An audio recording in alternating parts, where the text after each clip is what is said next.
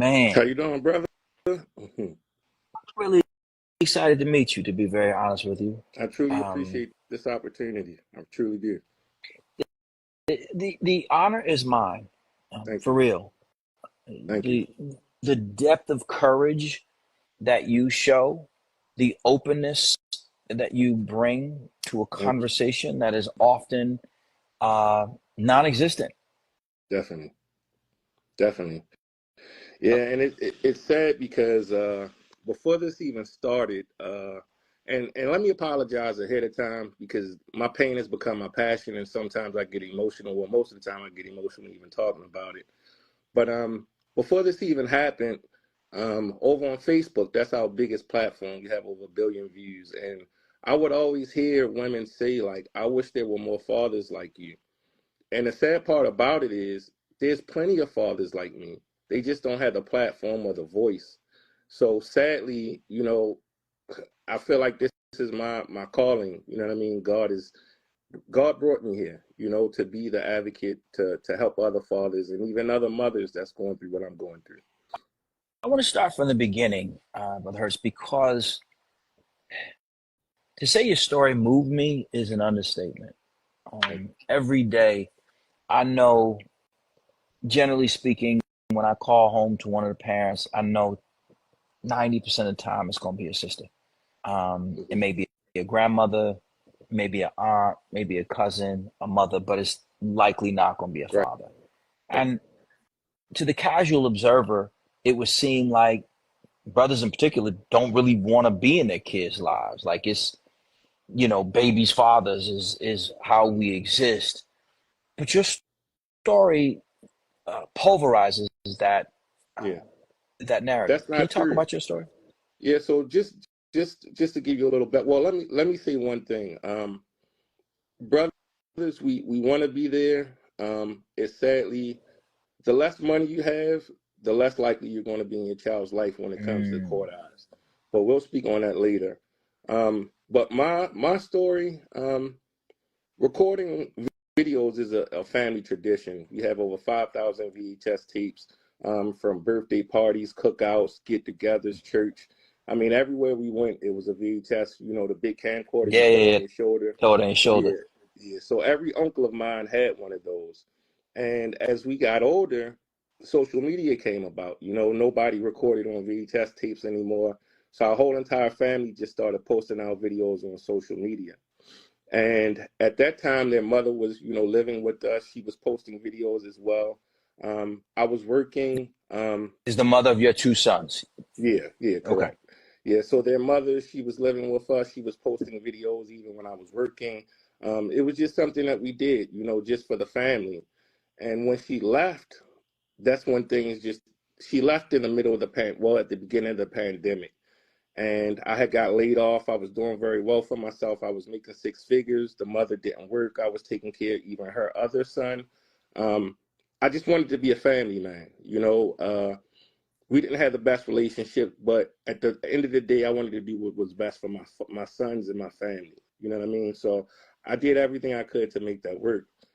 Sadly, when she left, from day one, we started being harassed by her ex-boyfriend, or the ex her youngest child's father. We started getting harassed. I went to court What trying to does get that look like? What? Because I want people to really understand the intricacies of your story. Because this is, yeah, if you forgive me, I want to take yeah, it. I want to go through it definitely, slowly because how you got here isn't yeah, just I'll later for this woman. I'm not going to be there for my kids. There's a series of right, events that have occurred that are happening right now to some brother right now, and right. he feels like we would clown him if he told us his story. But your courage is so moving. Thank you. So when you say harassing you, what do you mean? I mean, I was getting death threats, death threats. Literally, he was making hundreds of Facebook pages, um, making threats on the Facebook pages, saying that my story wasn't true, calling me monster, sending me emails. And through all of that, I still like tried to have her a part of our children's lives. Like, look, you need to come see the boys. I went to court trying to get a restraining order against him, but hey, look, you still can come see the boys.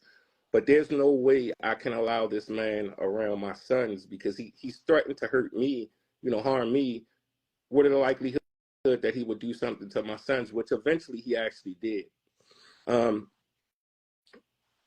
So basically, for months, it was just my sons and I. And like I said, we were in the pandemic. I got laid off, and that's when we went viral. It was a total blessing. Um, Even though I was already six figures, this was something else. This is where I could make more money and be home with my sons and give them a full-time father to provide for them, not just financially, but physically, emotionally, spiritually, every way possible, and it was just me just sharing a memory, something that I shared just with my family. Those were the videos that went viral. From that point, I tried to get a restraining order. All of that was denied. And my son ended up being abused by the boyfriend. From that point, In what way, if you don't mind me asking? Is it a my physical, mental, both? What? my son came home with a black eye.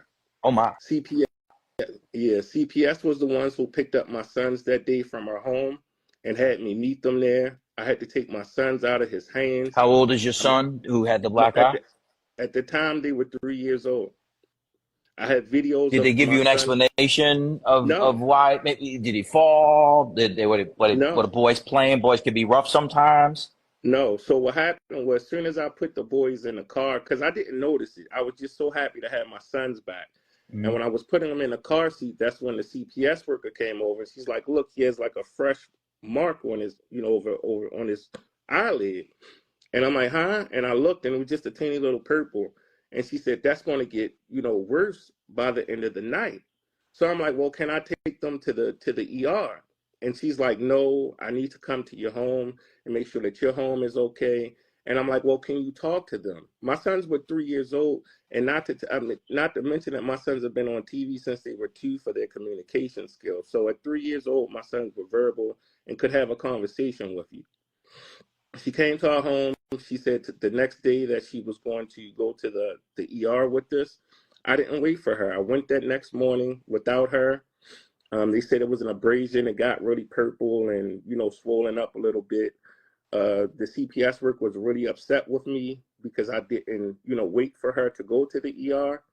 But that night she had told me, she said, "Look, you're going to have a final restraining order." She said, "I talked to the mother. I talked to him. He was controlling. I don't want him around your children. And when you go for the final restraining order, you're going to get it." So I'm finally happy. Like, justice is going to be served. My sons are going to be safe, thinking that the right thing would have been done. Right. Well, when it was time to go to court for the final restraining order, none of that stuff that she said was in the restraining order. My attorney at the time had the pictures of the bruise. That's what they tried to say. Well, he could have fell. He could have, his brother could have hit him. And I'm like, well, bring the children in. Let the children talk for themselves. And they wouldn't allow any of that. So after the court, go ahead. I'm sorry. Just real quick, how did CPS end up where you were when you picked your children up? Because it Good feels really question. like, why would they Good be at the question. crib? I'm sorry. Yeah, I'm leaving out some steps. So when the mother finally came around, she didn't come around until we went viral and we blew up. It was months after leaving. My sons had like a big surgery. I mean, almost a life and death surgery. It was supposed to be something minor, but this is when COVID had first came out. You know what I mean? So like they had to put Yep. him. They had to put him under, and he had 105.7 temperature. I'm calling Mm. the mother, texting the mother. She's like, "I have to work." I mean, she knew about this procedure she was the one who made it months before she left. So anyway, um, when when she finally came around, and after the threats started happening, we ended up going to family mediation. And when we went to family mediation, even a mediator thought that the mother should have supervised visits. So we had supervised visits. So every time that I would see the mother, the boyfriend would also be there, be somewhere around. Was It he was we couldn't. staying with her at the time? She was staying with him. Okay. Yeah, So she left your crib and she went to stay with him. right, Okay. exactly. Back. So we were meeting at our home, but the lawyer said don't do the home, meet in public. That was a worst idea. That was even worse because now he's able to access us. You know what I mean? So I tried to Because that's stop. typically what people say. Typically what they say to fathers is, if you want to see your child, see them in public, Right. On some level to protect you, but Right. on other levels to protect the children. Right. So you took what I would refer to as conventional advice, meaning Right. that's what most people would do. But Right. you're saying in this case that actually didn't Right. help your case. It made things Right. It worse.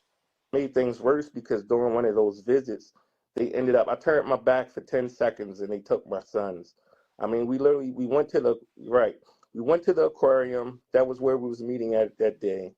It was like 100 and some degrees outside. And we were just supposed to just sit at the harbor. And I'm like, no, it's way too hot. I'm not going to have the boys and you out here and your other son. Let me just buy tickets to the aquarium and then we can just go in there and sit for those hours. So I proceeded to take the boys because I didn't want to leave the boys with her because I figured something like this would happen. I walked to the car to get the mask because, like I said, this was the beginning of the Yep, pandemic. COVID, yeah. Right. So I went, grabbed the mask. We went to CVS because my son started to get red, like he started to get sunburned. So I went to CVS and I'm texting her all this too. I'm like, hey, we just got to the car. Hey, we just got to CVS and getting some sunscreen. And then we're heading back over. So maybe all of this was maybe about 10 to 15 minutes. I get back over to the aquarium and I put the sunscreen on my son's face. So we proceed to walk to the aquarium and there's a bush maybe about 15 feet long. So after, I put the sunscreen on both of the boys, she walked on one side of the bush. I walked on the other side of the bush. I come out of come from behind the bush and she's gone. I literally see her run into a white car. She was maybe like 5 feet away from it at that time. Hop in a car and they sped off. Was this a supervised visit or just a public visit? Supervised visit. So where was the visit. supervisor during this time? They had me as the supervisor. That's the wild thing about it. They had me supervising the visit. So you were supervising your visit with your ex and your two children. Right. And I advise any other father, any other parent to make sure you have someone else there. Don't try to do it yourself. Supervision is often done by a third party. Correct. Someone from the court appointed, I would imagine. This wasn't the case with you? No. I had we went to family mediation. I had an attorney at the time, and they decided for me to supervise the visits. And I wish I never had done that. You know what I mean? Because none of this would have happened. I want to pause here because what's important to me is that we just take a second. Because up to this point, you're a dad. Mm-hmm. You have an ex. What sounds like y'all broke up. Let's just for the sake of Mm-hmm. Nobody needs to be right. Nobody needs to be wrong for the sake of this, what we're saying here. Right. You guys went your separate ways. Happens, right? Grown people decide that they don't want to be together anymore. But before this, what did you know about custody and child support or supervision? What did any of these terms mean to you? Nothing. I was a bachelor. I was doing well for myself, partying, hanging out, traveling. I knew nothing about that. Only thing I knew was I wanted to be a father and I wanted to be fair and I just wanted my sons to be safe. That's all I knew. But if someone had asked you before you had children, before you found yourself in a situation about father's rights, what would you have said? I have no clue, no idea. When was that? That wasn't told to us in school. Most of our parents didn't tell us these things. I didn't go to college, but from what I hear, they don't tell you that. I did. So they don't. It's not. Right. I did. They do. They do not tell you. It is not a thing. It's not a thing. In fact, the narrative is typically that men are really bad people, and we leave women with children who they have to raise all by themselves, and that's that. And see, just to cut from my story, I wrote a couple of things down that I wanted to go over, but just to give you a little backdrop, in the 1930s, that's when the Housing Act started. 1940s and 50s is when World War II started.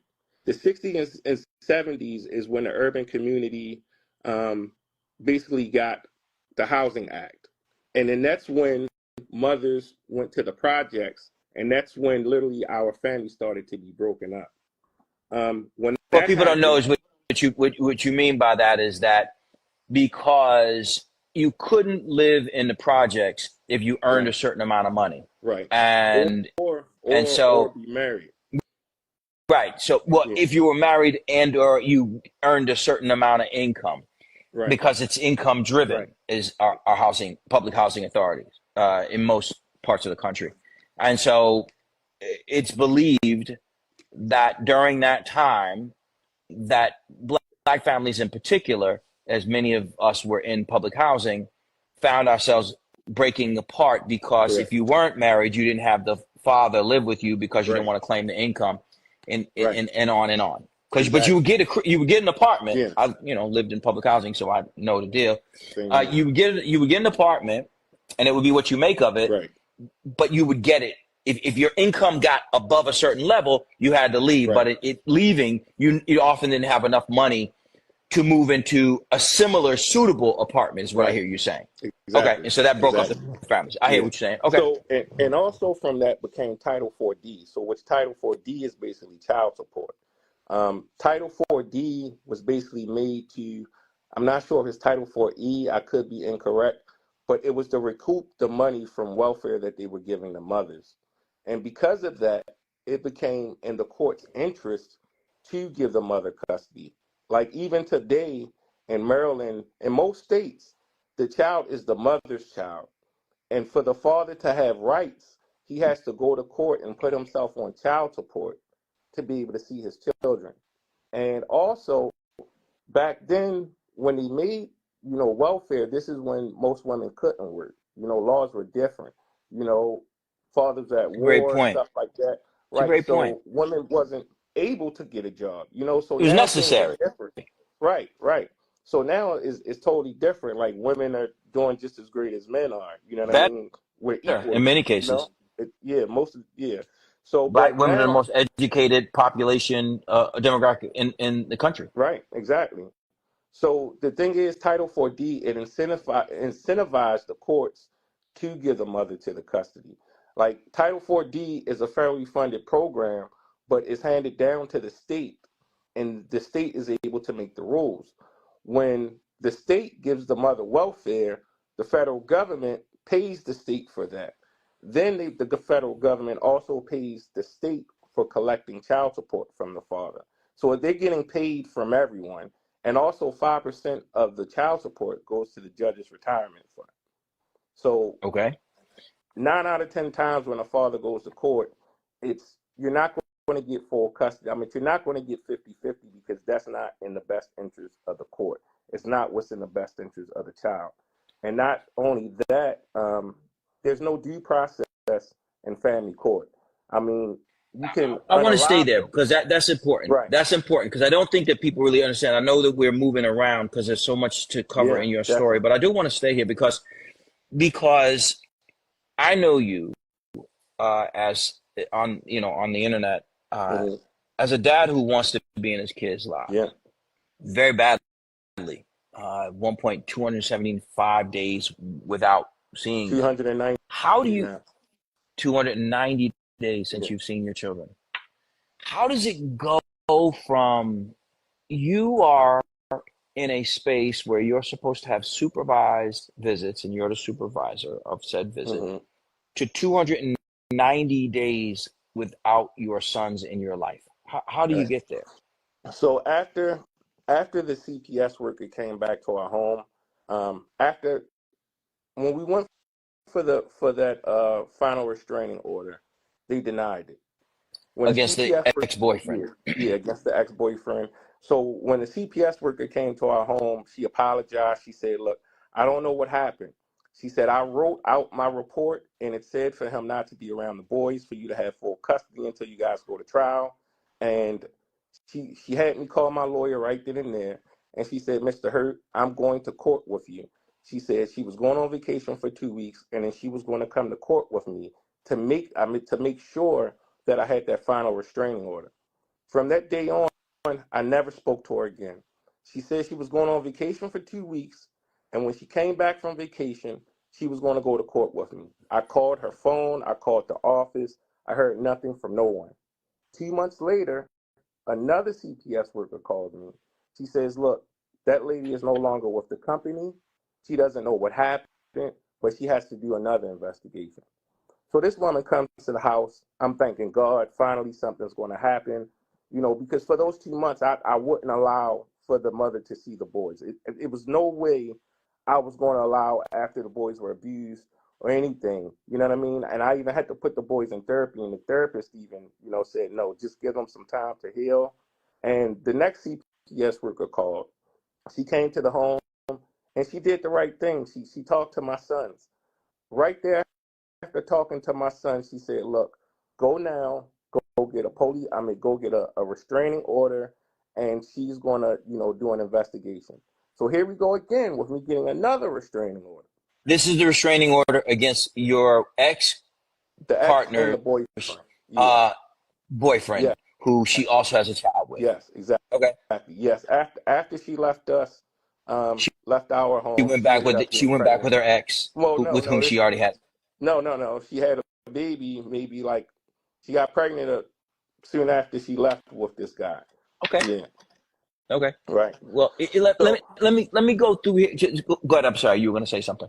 No, you're fine. You're fine. Go ahead. So you had a situation in which you had your children in your home. You were Yeah. attempting to get a restraining order Right. against the boyfriend of your ex. Yeah. And for the sake of this, we'll say Todd. So you were trying to get a restraining order against Todd and your ex, let's call her Jane. And Yeah. so as you were trying to get a restraining order against them, you still had physical custody of the children. Yeah. I had my sons because by this time, this was over maybe about a year. So I've done everything. I went through the whole pandemic. We started doing great on social media. We moved. We were living in a townhome. We moved into estates. I put my sons in the 6th best school in the country. I mean, we were doing great. We was going to church on Sundays, extracurricular activities. We were doing everything when this happened.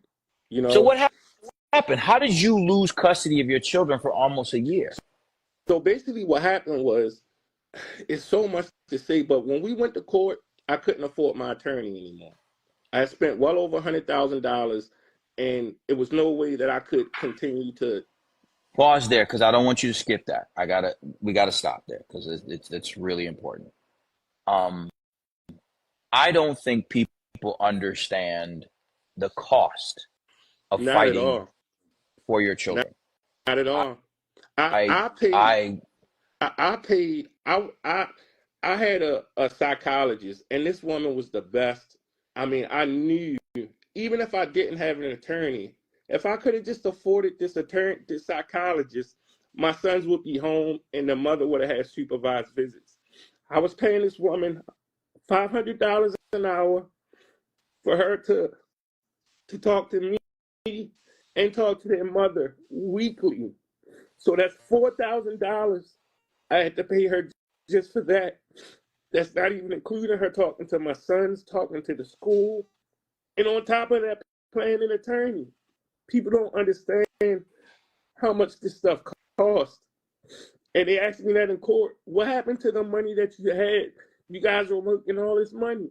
I told them, I said, you took it. I'm spending $10,000 to $15,000 in court fees. My son's tuition is $4,000 a month for their kindergarten. I'm being a father, but you guys have taken my money. If I didn't have court, we would have hundreds of thousands of dollars in the bank. But people don't understand how much this stuff costs. And some people say, get a free attorney. public defender. We don't have public defender. We don't have that in Maryland. There's no public defenders. So you have to have, the only thing you can get a pro bono attorney. But by this time, I was making all this money, so how could I afford a pro bono attorney? And here's the thing about pro bono attorneys. They're getting paid from the state. All of these attorneys are all together. They work together, they drink together, they eat together.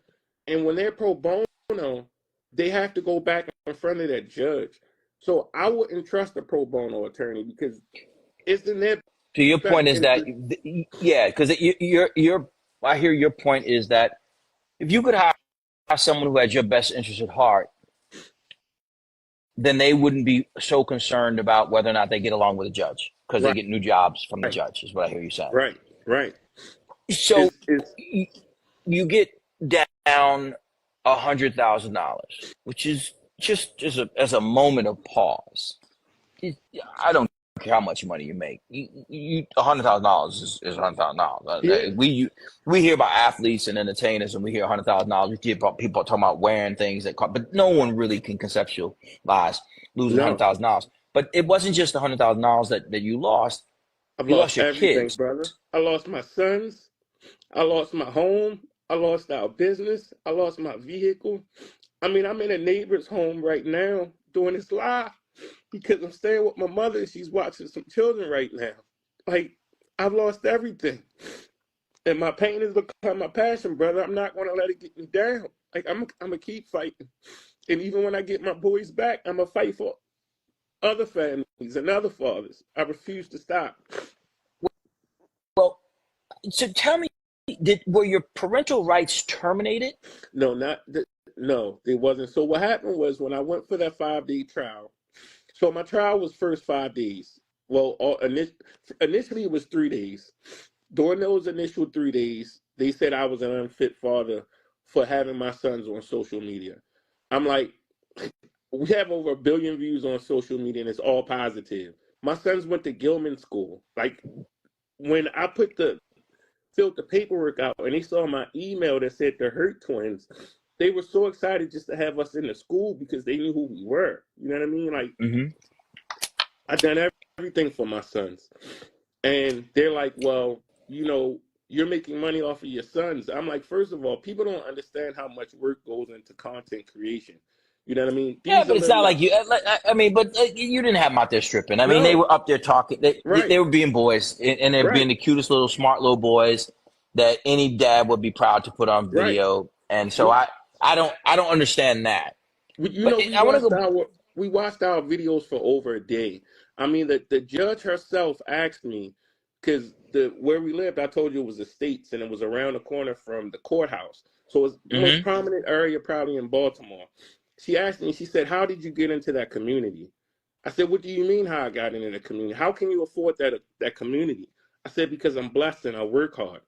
She asked me, "Do your neighbors like you?" She knows it was a predominantly white neighborhood, right? The neighborhood is Why literally is that owned, relevant? Why did she right? think that was a relevant question? And I asked her, I said, "Are you asking me this because of the color of my skin?" And she smirked. She asked me about my sons going to Gilman. Literally, why do you want your sons in a school like that? You didn't go to a school like that. And I said, because I want better for my children. I work hard. Well, that's a bougie school. That's a prominent school. Politicians' children go there. Why would you want your children in a school like that? I was Well, literally asked this by a judge. brother Kwame Rose says he was there, and she really did ask that. Yeah. I'm beyond. So you didn't lose custody because if you don't if you didn't lose custody, in my experience, So you could go to school tomorrow and you could pick them up from school if that's the case. I, Why is I that not the case with you? I wish so. Here's what happened. After those 5 days of trial, like they had gave me a restraining order. I couldn't put the boys online. Why was there a Anything. trial for Oh, what was the reason, so the I was cause of a trial? so when my son was abused, that's when I went for full custody and for the mother to get supervised Trial for visitation. custody. Yeah. Okay. So Okay. this started when the boys were 3 years old. By the time we got to court, the boys were 5 years old, about to turn 6. So this is why it took so much money because I went through this for 3 years. Um, Okay. So during during the trial, they ended up giving me supervised visits. They said I was an unfit father, and numerous of times they say, "Oh, you're an amazing father. Oh, you're an excellent father, but you put your children online, and because you put your children online, you're unfit. So now we're But going to give you supervised that's not visits." a crime though. No, What not do they at well, all. I guess that's a I guess that's I mean, judges get to Because judge, so I don't child isn't online. I mean, really, like right, whose see, child but this is the actually isn't online? right. See, this is the problem when it comes to family court. There's no due process. So that judge doesn't have to follow a law. It's her opinion. She has what's called discretion. So if her discretion says, well, I don't like that, it doesn't matter what the law is. If she doesn't like it, then it's right. So in her opinion, she didn't like how, the guardian ad litem said she didn't like it. and 9 out of 10 times they're gonna, rule in whatever the guardian ad litem said. So because she didn't like it, I'm wrong. So it's literally a 22-page report about how unfit I am. 95% of that ruling, Based upon them being online? That's what I'm trying to get to. So, because I've never heard of such. And right? let me just be clear, like, Brother Hurts, it is rare that I see a parent lose parental rights. I haven't 30 lost them years in yet. this. I haven't lost them. I haven't lost them. So if you haven't lost them, and this is my experience, I recognize that every state is different. We're in New York and Connecticut. You should, for instance, for us as a school, if you were a parent in our school, you want to see your child's grades, we have to show you child's grades. Yeah. If you want to see your child, you want to come pick your child up from school, unless we had a court document that says you can't, you can. And now that's between you and the ex to fight it out. So why is that not the case in your situation? Well, just to intervene really quick, I have a father that I'm working with now in Baltimore, and he was granted custody of his son, and he's gone to the school numerous of times, and the school refuses to give him his son. So the mother's picking him up early. They'll call the police on him. So I love your school. But has the court? No. But I'm saying, and no, this isn't about our school. I'm just saying that because I really want to understand it, because I want people to hear your story, and let me tell you the rest. So basically what happened after the 90-day supervised visits, and not to mention during the supervised visits, my sons were they ended up calling CPS on their mother, the social workers that were in the visitation center, for neglect, because my sons kept coming to the visitation center crying, saying they're not having dinner, they're not having breakfast in the morning, they're going to sleep hungry, and CPS was called. But all of this at time, 5 years old, your son's called CPS? Oh, wow. No, the social workers called CPS. Okay. So during the visitation center, we were in a visitation center, and my sons would cry for that hour about being hungry and starving, and asking, could I get them food? And I'm begging them, can I get them food? And eventually they ended up calling CPS. So the guardian ad litem has done all of this. He's basically made, a story. The psychologists have spoken up. Everyone has spoken up. This woman just made me like a monster. But once I got on Dr. Rashard's Richie show, matter of fact, after the 90 days visitation was up, I got on Dr. Rashard Richie's show and WSA 9. Soon as that happened, the judge was recused from my case. So at that point, I got another attorney, and I went to court again. So remember, I only had the 90-day visitation. Yep. Right. So when we went to court, he said, well, look, we found you in contempt because there were still videos online. Like I said, we have over 1 billion views. There's no way that. So they want you to strip the internet of videos? Yeah. They held me in contempt for that.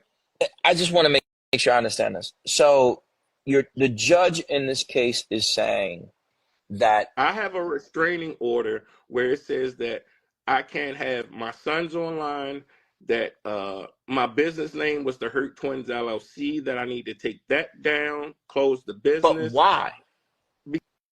Because their opinion and their discretion. Because this is what happens. Was the mom trying to claim that because she's also a parent, that she should have some access to that? Is that what it was? Really? They tried to say that I didn't. At one time, they tried to say that it was no finances, that we were doing this and there was no finances. And I'm like, well, this is what the finances. But you don't have to have a job to have children. Right. Exactly. You can be homeless and have children. Exactly. I mean, you can be living in a homeless shelter and have children. I mean, listen to this. The mother has never had her own home. She doesn't drive. She makes $16 an hour, and she has 4 children. And those 4 children now are living in a 2-bedroom home. She's been homeless. I even offered my home to her and her 4, our 2 children and her other 2 children. I mean, all of this. And when I went back to court with this new attorney, the judge called both attorneys up and said, look, there's going to be no litigation. I don't care what happened. He was found in contempt because there were still videos up, and he was going to honor the custody order that the previous judge written. My lawyer argued that this was illegal, that there was new evidence, that there was no litigation, and he said he didn't care. If I had a problem with it, appeal it. And Wow. Kwame Rose can tell you that too. Yeah. And Yeah. Yeah. my attorney, kept talking, was like, look, this is unjust. There's no parenting time. There's nothing. He said he didn't care. He didn't want to hear it. And he stopped. That was it. He told us to wait outside for a custody order. And then we would go from there. We stayed outside for almost 2 hours. No order ever came. Then the clerk came out, said, look, the order will come in the mail. And that was in August, September, and there's still no order to this day.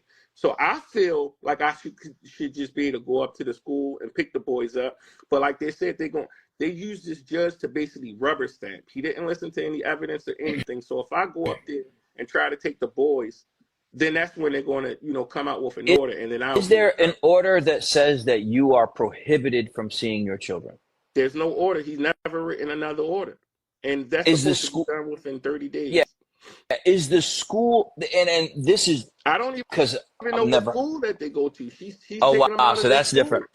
She's Okay. taking them out So of their school. She's taking them out of their school. She's taking them away from their doctors. My family was the only family that they have. They see my family 2-3 days a week. She has no one. Like, it's literally her and this boyfriend. And they've been leaving my sons alone. I mean, all of this. My sons have told all of this stuff. My sons have told everything that's happened to them. But this guardian ad litem, Angela Silverstein, she's been the one to cover all of this stuff up. Like, I have the videos, I have the transcripts. I mean, I have everything. Anyone that just looks at my case can see what literally happened. This is why I've been posting the videos up with my sons, because I tried to present all this stuff in court, but Angela Silverstein, the guardian ad litem, refuses to allow it. You know what I mean? So it's making. So you have lost everything. You lost Everything. your job. You lost what you spent $100,000. You lost your home, but most My importantly, you lost the only thing sons. that mattered in all The this is your only son so thing. far. And what I want to understand is how, from the guardian ad litem's perspective, or even the school's perspective, how it is that you can't just go see them. And the reason why I'm here, Brother Hurtt, is because there are so many men, and I do mean men. Mm-hmm. Um, I do mean what I'm saying, Mm-hmm. who do find themselves in situations where, one, court's not typically in favor of men. Right. Add to that black men, and you got uphill climb, brother. Yeah. I don't need to tell you that. But then take it one step further. Even before we get to court, our society takes children from their fathers almost upon birth. Yeah. How many men have been made to feel like, oh, you doing it wrong. Oh, Yeah. you doing it wrong. Oh, you doing Right. it wrong. And so they Mm-hmm. play with our self-esteem Yeah. and dig into our self-confidence. And as such, make us feel like there's something wrong with us as fathers, like mothers know how to be better parents than fathers. So there's a Supposedly. general belief, there's a general belief in our culture that Mm-hmm. dads are not as good as parents, even when they want to be. But in Yeah. many cases, especially among black men, that we don't want to be. And you are saying, no, no, no, no, no. I'm a good dad, and Yeah. I'm So interested in being that. So what I can say from this, I know it's big in our community, but I'll say this: for me becoming an advocate now, this is happening rich communities, poor communities, white communities, black communities, Republican communities, the Democrat communities.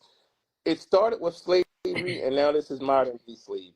You take the father out of the household, and then they know what's going to happen. They know, more depression. What is it? 9 times likely to be incarcerated. So it started with us, but now it's going everywhere. We're all going through this. You know what I mean? And like that guardian ad litem, when she first came to our home, the first thing she said to me was, "How can you afford a Range Rover?" Like, woman, I work. You know what I mean? Like, before this, my car, before I had my sons, I had a more expensive vehicle. You know what I mean? I downsized when I had my sons, and I truly believe she saw me, and I'm gonna talk about race. I feel like she saw a black man that was successful, and she said, "I don't want that." And how could your sons go to Gilman? How could you live in that community? You didn't have all of that stuff. So every time someone has spoken up for me, that school, that therapist, those social workers, she wouldn't allow any of that evidence in court. And the problem was I didn't have an attorney to voice that. I went pro se, and that's the problem when you're pro se, Wait, when you're everybody doesn't know what pro se means. What does pro se mean? representing yourself. And the problem is you may know the law, but the judge isn't going to respect you like an attorney. Someone that spent 6 to 8 years in college, Yep. to get that degree. So yeah, I proved my case. I proved, the parenting. It's like 7 parenting factors. I proved all of them. She didn't know their doctor. She didn't know their best friend's name. She didn't know their teachers' names. I mean, all of this. I proved that her first child's father tried to unalive her oldest son. I'm the second and third father. The fourth father abused my sons. My sons watched her be abused by that new boyfriend. That the next boyfriend she took the boys and moved with left my sons alone. So I showed all this. I had nothing on me. The only thing I had is that I shared my memories with our memories with the world. And they turned that into a monster. And this is why I say all of these guys, these men out here, that have these platforms. It's time for us to speak up and tell what's going on to us because we're not monsters. Literally, I had it's called Lisa McNeese and Mike McNeese. They have a movie called We Are the Parents, and they go inside the courtroom, and they literally had a lawyer, no, a state's attorney hold a class for attorneys and told the attorneys, if you're representing the mother, claim domestic violence. Whether if it's true or it's not, you'll automatically get custody, and then he'll be put on child support. And this is literally in the movie We Are the Parents. So it's like, who's fighting for us? All of this stuff is done behind closed Was doors. They don't allow that cameras claim made in against court. you? Was that No, claim no, made no, against no, you? no, none at all. Yeah. I had no claims against me, nothing. I'm like, it's spick and span. I mean, like I said, before I had my sons, I partied and stuff. I had nothing. They tried to make claims, like when I was younger, I had a back problem. And then before we went to court, they tried to say, oh, well, he used narcotics. Then they had me tested for that. Okay, well, here go the doctor's note for that. And that lasted maybe 6 months. Then he drinks. Well, test me for it. You know what I mean? It's like all of these It's not allegations they tried to illegal. bring up. It's Right, not right. illegal if you So drink. And right. and So then again, even if you do, that is not right, typically, in my experience, evidence that one is a bad right. father. What I've That seen, what that's you why they presented, right. They didn't bring any of this up in court. These were the allegations they tried. In court, the only thing they put against me was our social media. We literally spent 5 days on social media. They so did literally they? So watched. let's just say there. So did they find any videos that they described as somehow reprehensible? Yeah, so they did see a video of my sons and I. My sons have hydronephrosis. It's an issue with their kidney. I did a video. My sons had never been apart. So I did a video where I showed what, you know what I mean? Like my son was like, Daddy, can you record? I want to know what's going on. So I took like maybe 10 seconds here, 10 seconds there. The doctors approved of it. It was nothing bad. It wasn't like no OSHA violations or anything. This was like cleared. Maybe he was laying on the table. I took 10 seconds here. Us walking into the hospital, 10 seconds here. They tried to say something about that. And here's another one they tried to bring up. This is even crazier. My sons, my sons one day, I picked them up from school. We went to the market and they wanted a Lunchable. My sons ate healthy. Of course, I let them just have, junk food every now and again. There was a new Lunchable came out and it was sub rolls, right? My sons were so happy. Daddy, can we get this? Of course you can. Get to the line. My son has to go do number two. I don't know about you, but we don't go to public bathrooms. But it seemed like he wanted it so bad. I said, okay, let's go to that bathroom. Bathroom was too filthy. Okay, we'll leave the stuff here. We'll go home. We'll get it tomorrow. On the way home, I did something I wasn't supposed to do. I texted on my phone and order Uber Eats, some subs, right? So Brother, we these are did not criminal right. offenses. Like none of Listen, these listen things. to this. I mean, Listen to this. okay. So listen to this. So when we go home, I did a live video of us having dinner, right? And my son was upset. He said, "Daddy," he said, I really wanted that Lunchable. I said, look, you had, we had, an emergency. Didn't say what it was. We just had to go home.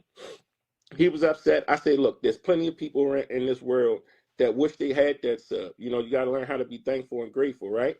So I ended up reaching out to Royal Farms, and they gave me like a coupon where I could get free food. So I took that coupon and brought like maybe 50 sandwiches to the homeless, chips, all of this stuff.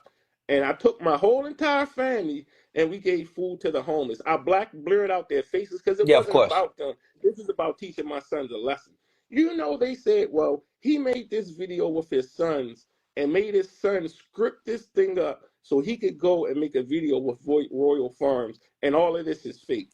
They literally said, But my son, even if you did, again, it makes no I'm not seeing the sense, abuse. brother.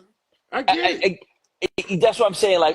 So again, even if that were the case, that you were an actor and you were trying to get Royal Farms, whoever Royal Farms in, they just got two plugs in, whoever Royal Farms is, that they did, you wanted to get them some shine for giving away food to the homeless, and they wanted it, Yeah. and you brought your kids to do it. I'm still not seeing an issue. Me either. This was Okay. 5 days of court. 5 days of court. They literally watched the comments and said, look, this person is in Romania. This person is Australia. Like, what about it? What about it? My sons aren't in any harm. No one's doing anything. This is all positive. Yeah, then they're about to arrest the Kardashians Right? and Logan Paul and anybody else who's got their children Everybody online. Me, that's watching, all of everyone. us. Every All of us. my son, I guess I'm coming next. Well, mine about to move out anyway, so maybe I'm Right. too old for it. But Yeah. so here's first I want to ask you. So where are you now in the case? You So said now 290 days without your sons. Where are you now? So the issue was I could go to court myself and get a modification or try for a modification. But as what was done to me when I had an attorney, I don't want to go in there by myself because I feel like that's when they'll try to TPR me. And that means terminate parental rights. So I'm trying to get the funds together now to get an attorney that's not afraid to go in the courtroom and say, Judge, you're wrong. This was his First Amendment right. He didn't do anything. You know what I mean? Look at the actual evidence that showed the abuse and neglect for the mother. So now I'm trying to raise the funds for that. I started my nonprofit. I turned my pain into my Let me go. passion. Before we go past that, so how would people support you in your efforts? Let's not miss that opportunity. I have a Give, Send, Go, Give, Send, Go, and you can search Jerron Hurtt, Jerron, Hurtt, Hurtt, and you can donate there. And I thank you and I appreciate you all. Yeah, Let so me take a second here, because what drew me to your story was the beauty and patience that you showed when engaging your sons. Um, where did that come from? my trauma. Some of us, try to say, well, what killed me made me stronger. That's bull crap. You know what I mean? Like, when when my sons did something, as soon as I saw it, I saw in my head what happened to me. And there's no way I could do those same things to my sons.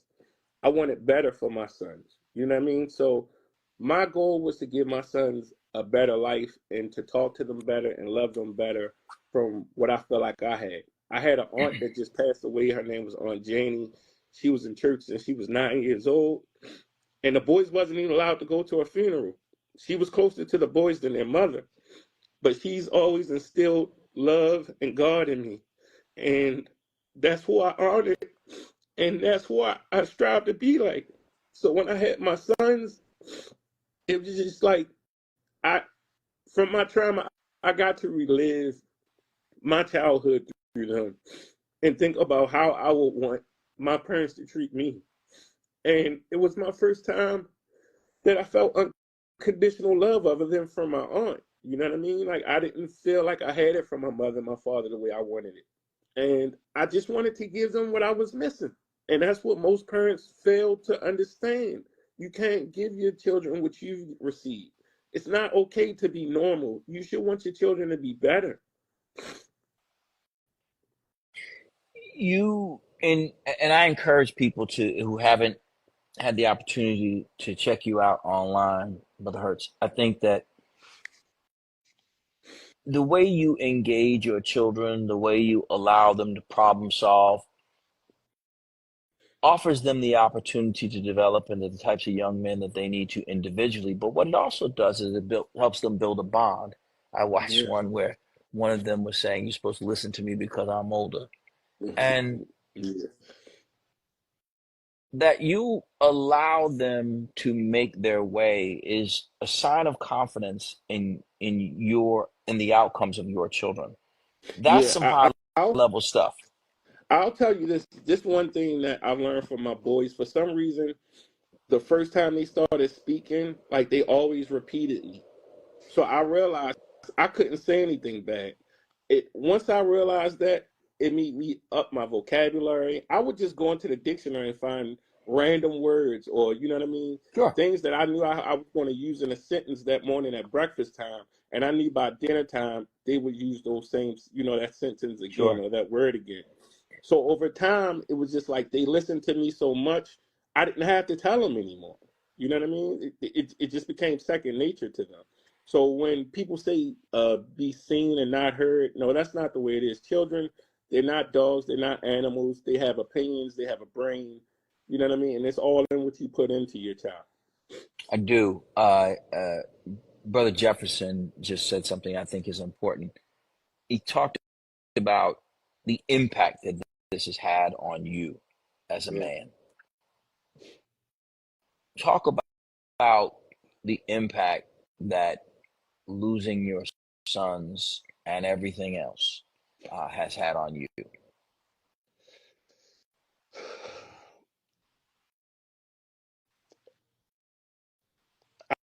I can't sleep. I can't take silence. I gotta go to sleep with the TV on. Even when I watch TV, I gotta play a game or something because my mind is constantly on my sons. But that's where my nonprofit has came in. It's giving me purpose because my children were my purpose. At first, it was me partying and drinking and hanging out and traveling. But no, when I had my sons, it changed me. So my nonprofit now, helping other fathers, is what gets me going. So when I know there's a father that could use, some type of help or whatever I can do, I do it. I'm now partnered with University of Baltimore Law School.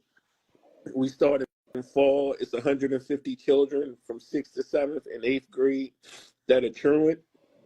And I'll be teaching them how to make viral content, how to monetize the viral content, what lights to use, what wardrobe to use, the angles of the cameras, how to edit.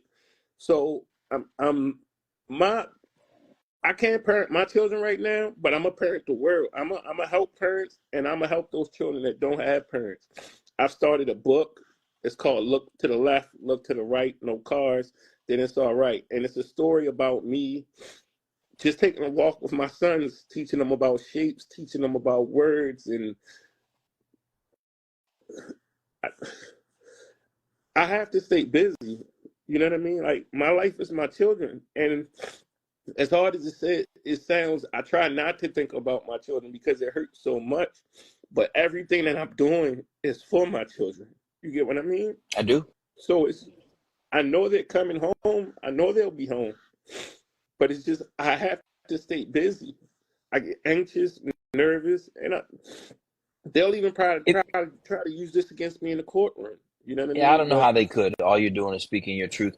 If you could, I recognize that this is a tough space, but if you could speak to your ex, their mother, I don't know the circumstances of your breakup, but I would imagine that she um, and you at one point or another cared very deeply for each other. If you could say something to her today, what would that be? I don't hate you. I've never hated you. I've always took your interest in the heart. You're the mother of my children. When you anything that's bad happened to you, I'm not even want to talk about it. I've always opened my home. I always offered to take care of you. I've done everything I can for you. I don't understand why you're doing this to us.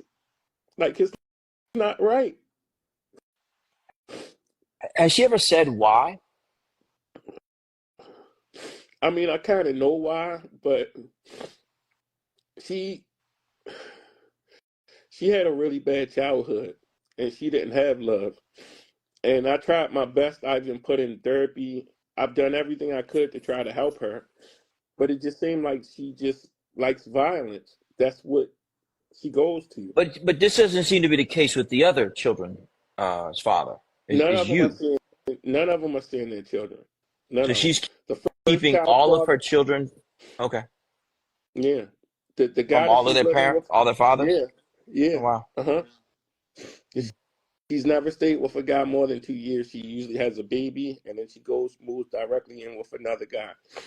And none of us see our children. The psycho that tried to put the restraining order on, he doesn't see his children. The first child's father, this one that she's with now is a thug who doesn't see his children. I mean, Doesn't see or can't see, because yours sounds like you can't. Is that the same I circumstances as just, you have? I just know that he doesn't. That's all I Okay, know. okay, that's fair. That's fair, brother. I I, I deeply appreciate you taking the time out today. Thank you. You didn't have to, but I guarantee you tonight you've helped a lot of dudes who are going through the same or similar experiences as you are. They are Yeah, trying to find out how to see their children. And in many cases, a lot of dudes just say, you know what, I'm good. yeah. I'm not I'll doing worry this about it when they get anymore. older. Yeah. Yeah. Maybe they'll get to see me when whatever. So as a parting statement, what do you want to say to your sons? I love you. God got you. I'm great. I'm special. God loves you. Daddy's doing everything he can, and I can't wait to hold you in my arms and just tell you I love you. Just have faith. You know I'm coming. All right, brother. You take good care of yourself. I mean that. Appreciate you deeply. Thank you. Can I say You, one thing? Can I you say can say whatever you need, of course. yeah? Yeah. So I just want to talk to the mothers real quick. Yeah. Um, you gotta take your emotions out of it and do what's best for your children, because when they get older, they're gonna have questions why daddy wasn't around, and at some point they're gonna have to know the truth. And then when you take that father out, they're 9 times more likely to be incarcerated. The high school dropouts, go through depression. I mean, it's so much that happens to our children when they don't have both parents. Just do the right thing. Take your emotions out of it and do what's right for your children. Because you're not just hurting the father, you're hurting your children as well. I'll say this. I've seen people in this situation, and around about the time that the little boy starts to turn 12, 13, he starts smelling himself. Yeah, You will want a dad there. And it's yeah, real hard for a dad to step in at 12, 13. He is not right. nearly as effective as if he were there from the beginning.